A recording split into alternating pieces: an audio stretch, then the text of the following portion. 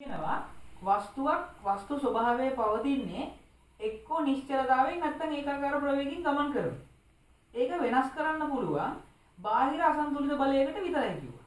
ඒ කියන්නේ බාහිර අසන්තුලිත බල නැත්තම් මේ වස්තු එක්කෝ නිශ්චලතාවය එක්කෝ ඒකාකාර ප්‍රවේගයෙන් යනවා. බාහිර අසන්තුලිත බල නැහැ කියලා කියන්නේ. නැත්තම් එහෙම පවතින. මේ ගානේ අපිට මුල මේ කියනවා නේද? ඒකාකාර ප්‍රවේගයෙන් ගමන් කරන දුම්රිය එන්ජිමකින් යෙදෙන බලයක් කියලා. පුතේ ඒකාකාර අර නිව්ටන්ගේ පළවෙනි නියමය ආයෙ මතක් කරොත් නිව්ටන් කියන්නේ එක්කෝ වස්තු ස්වභාවයේ නිශ්චලතාවය පවතිනවා නැත්නම් ඒකාකාර ප්‍රවේගයෙන් ගමන් කරනවා. එහෙම ඒවට බාහිර අසන්තුලිත බල යෙදිලා නැහැ. හරිද? සංප්‍රයුක්ත බල බිඳුව වෙලා තියෙන්නේ. බල යෙදෙන්න පුළුවන්. හැබැයි සංප්‍රයුක්ත බල බිඳුව වෙලා තියෙන්නේ. මේ බලන්නකෝ.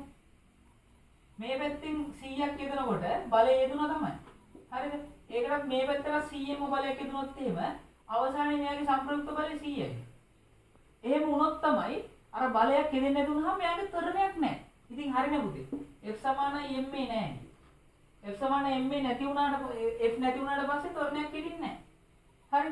එහෙනම් මෙයාගේ එන්ජිමින් යොදන බලය 10000ක් වුණාට මෙයා ඒකාකාර ප්‍රවේගයෙන් යනවා කියන්නෙම ඔය හින්ට් එක දෙන්නෙම මෙයා මේ සංප්‍රයුක්ත බල රහිත එක්කෙනෙක් විදියට. සංප්‍රයුක්ත බල තිබුණොත් නේ මෙයා අර සංප්‍රයුක්තය නිසා ටික ටික වැඩි කර කර යනවා. මතකද? ඝර්ෂණය 4ක් එනවා. ෆ්‍රික්ෂන් එක අපිට මේ F dash එක 4ක් එනවා. හැබැයි මේ පැත්තට ලොකු බලයක් තියෙනවා. එතකොට මොකද කරන්නේ?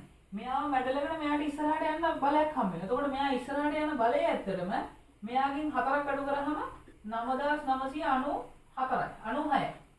හරිද? 9996ක බලයක් කිව්කින් මෙයා ඉස්සරහට යනවා. මේකෙන් මේක අඩු වුණාට පස්සේ ඇත්තටම යන බලයට තමයි අපි කියන්නේ සංප්‍රයුක්තය කියලා. සංප්‍රයුක්ත බලය. දැන් මෙතන කියන්නේ මෙයා ඒකාකාර ප්‍රවේගයෙන් යනවා. මේකෙන් මේ සංප්‍රයුක්ත බලයක් තිබ්බ නිසා තමයි මෙයා ඉස්සරහට තල්ලුවේ. එන්න ටික ටික මේ බලෙන් මෙයා වැඩි වෙනවා. ඒ වැඩි වෙන නිසා ප්‍රවේගය එන්න වැඩි වෙනවා. අන්න වැඩි වෙන ප්‍රවේගය අපි තරණයක් කියලා හොයනවා. ඕකයි ඇත්තම කතාව. මේක හොඳ තියරි. හරිද? මේකේ ගණන් හදනකොට නියම තියරි කියලා තියෙනවා. මම මේක මෙච්චර මහන්සි වෙයි ඕගොල්ලන්ට මේ තියරි කියලා දෙන්න try එකක් දෙන්න. එතකොට මේකේ අපිට ගාන කියලා තියෙන්නේ ඔන්න අය ගන්නට මුලින් ආවොත් ඒකාකාර ප්‍රවේගයෙන් ගමන් කරන දුම්රිය එන්ජිමක යෙදෙන බලය නිව්ටන් 10000ක් කියලා කියනවා. ඉතින් නිව්ටන් මම ඔයගොල්ලන්ට කිව්වේ එන්ජින් එකෙන් දෙන බලය එළියට අවුට් කරන්නේ නැහැ.